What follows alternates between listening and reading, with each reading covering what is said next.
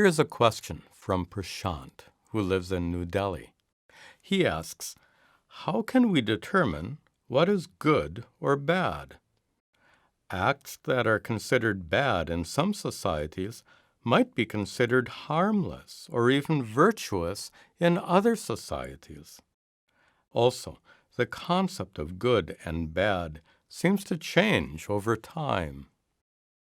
So, is there any general principle or universal standard that determines which deeds or karmas are good and which are bad? What exactly is the fundamental basis for dharma, righteousness? Prashant continues, how can we ensure that we don't commit any bad karmas, irrespective of the society and time in which we live? According to the doctrine of karma, the bad karmas we commit will ultimately result in suffering, both for ourselves and for others. One answer to Prashant's question is found in the so-called golden rule. Do unto others as you would have them do unto you. This rule is based on the biblical command to love your neighbor as yourself, which is more or less accepted by all the world's religions and systems of ethics.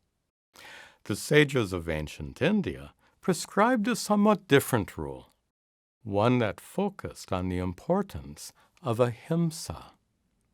AHIMSA is a Sanskrit word that's often translated as non-violence.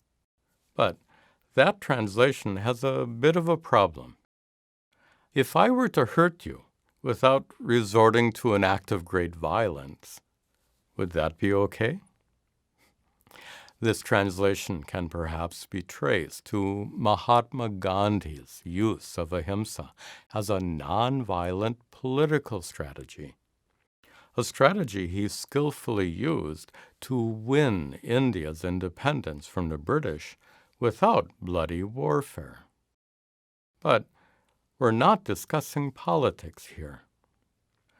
Himsa means injury or harm, so ahimsa means the absence of harm, harmlessness. But now we have another problem. If ahimsa prohibits you from causing any harm whatsoever, then what will you eat? If you eat meat, you obviously cause harm to animals. But if you eat plants, you harm those plants, which are also living things. When you eat a carrot, you bring its life to an end. And when you eat fruit, even though trees aren't harmed, the seeds inside each fruit are prevented from growing into new trees. On the other hand, if you don't eat meat, plants, or fruit, you'd certainly cause great harm to your own body. For these reasons, ahimsa cannot mean no harm. It means minimum harm, least harm. The principle of ahimsa directs us to live in such a way that we cause the least possible harm to all living beings. So, how can we minimize the harm we cause? Eating fruit and plants causes less harm than eating animals, because animals suffer when slaughtered. But there's much more to be considered here. Eating eggs causes chickens to be unnaturally crowded and confined in giant coops, never to see the light of day. Drinking milk results in the physical abuse of cows by the profit-hungry commercial dairy industry. Even the apparently benign act of eating strawberries contributes to the toil and suffering of underpaid migrant farm workers who gather berries from the fields for your pleasure. To determine the course of least harm for all involved in a situation is not so simple. And of course, ahimsa is not just a matter of diet. It pertains to everything we do. Any deed we commit can cause harm, directly or indirectly. And as we just saw, it can be really difficult to anticipate all the possible consequences of our deeds. This particular difficulty is absent from the Western religions, Christianity, Judaism, and Islam, because they adopted a very different approach to dharma. They all prescribe a system of commandments to specify what should and should not be done. These commandments are said to be mandated by God, like laws mandated by federal and state governments. Because these commandments explicitly define what's right or wrong, this approach to dharma seems to be less complicated and easier to follow than the principle of ahimsa. Then, why is it that Eastern religions like Hinduism, Buddhism, and Jainism all prescribe ahimsa instead of simply stipulating lists of commandments? Well, if they had a commandment that prohibited eating meat, for example, then how could Tibetan monks live in monasteries high in the Himalayas where plants can't grow? They have to rely on the milk and meat of yaks for their survival. That's why there's no commandment like, "Thou shalt not eat meat." When the Bible says, "Thou shalt not lie," or "Thou shalt not steal," these commandments are moral absolutes. They have to be followed in all situations. This approach seems rigid and dogmatic in comparison to the principle of ahimsa that has to be interpreted and properly applied to each individual situation. This point is delightfully illustrated by a traditional story about a wealthy man who was being chased through a village by a thief. To hide from the thief, the man slipped inside a tiny hut where a Hindu monk was sitting, deeply absorbed in meditation. The monk opened his eyes and asked, "What happened?" The wealthy man explained his terrifying predicament. The monk told him to lie down and hide under a blanket. A moment later, the thief burst into the hut and demanded to know where the wealthy man was hiding. The monk said, "You just missed him. He went running down the road." He cleverly added, "If you run really fast, maybe you can catch up to him." Now, the monk was firmly committed to living a virtuous life and speaking truthfully. And, just like the Bible says, "Thou shalt not lie," the holy Vedic scriptures say, "Satyam vada," speak truth. In spite of all this, the monk lied to the thief. But he lied to protect the wealthy man from harm, from being robbed. The monk practiced the basic teaching found in many Hindu scriptures. Ahimsa paramo dharmah. Ahimsa is the ultimate principle of dharma, the highest expression of righteousness. In addition to Prashant's question about distinguishing good and bad karmas, I received a related question from Bhavana in Cupertino, California. She writes, "When I see a cockroach in my garage, I immediately smash it with my foot so other cockroaches won't come into my house.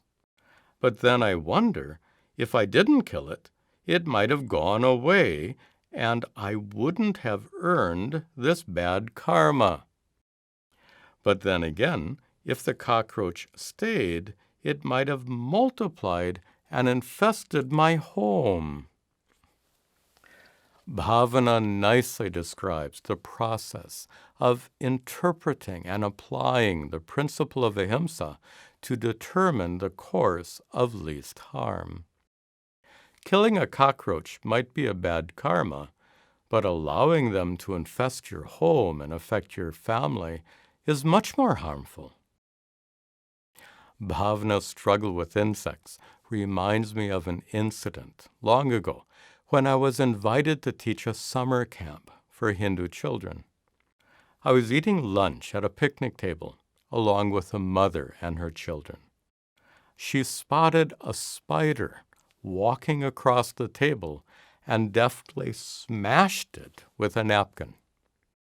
No doubt she felt she was protecting her children, but that particular kind of spider was harmless.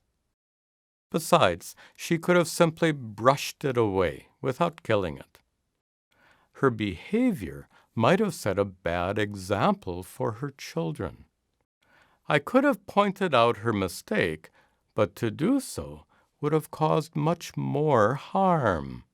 The embarrassment and hurt of being criticized in front of her children. Situations in life are often complex, making it difficult to determine the course of least harm. A powerful example of a complicated situation is the hotly debated issue of abortion. What is Hinduism's position on abortion? Well, there's no commandment, but to kill a baby before it's born is obviously harmful. So in general, abortion is considered to be a sin.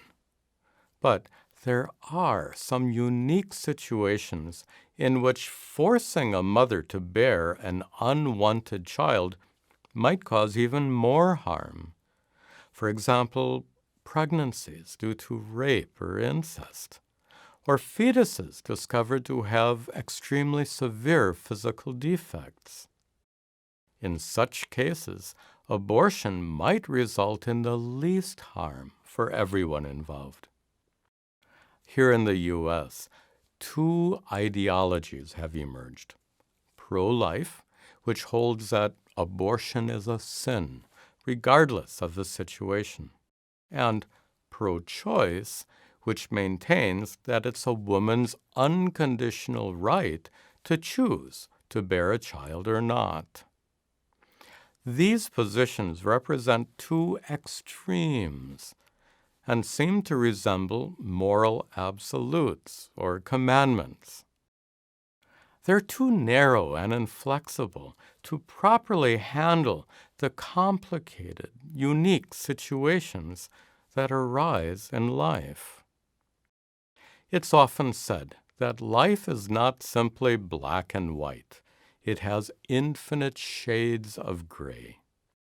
And that's why the sages of ancient India avoided establishing a rigid set of commandments, and instead prescribed the principle of ahimsa.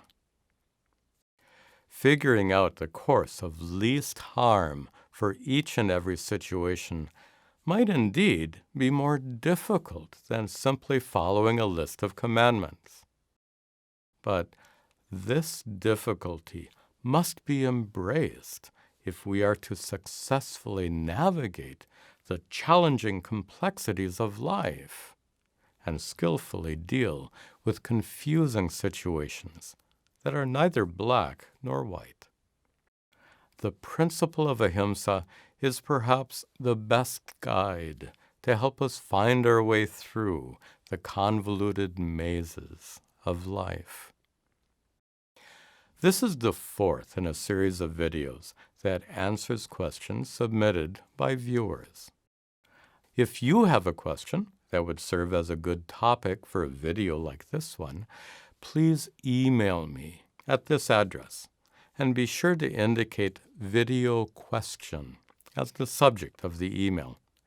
I'll try to address your question in a future video.